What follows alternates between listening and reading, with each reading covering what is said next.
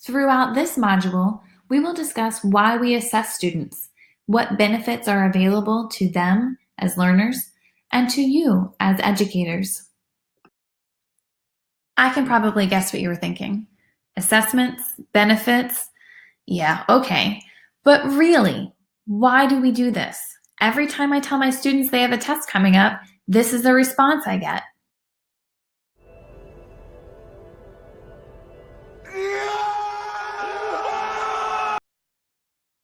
And this is what I see.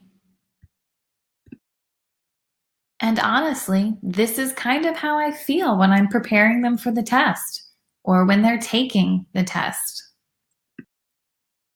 And I know we don't talk about it, but this is kind of how I feel when I'm creating the test and then grading the test.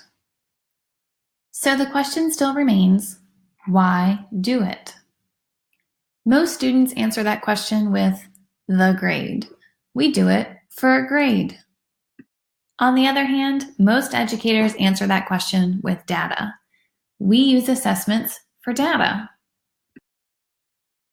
But data isn't all that we mean. What we really mean is we are checking to see if students learned what was taught rather than just being taught information.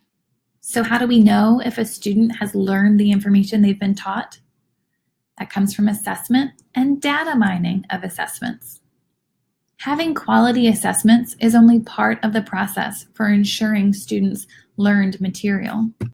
Looking at your assessment results and aggregating the data for which standards or anchors the student is weak in is important, but what you do next with that information is what helps shape your instruction.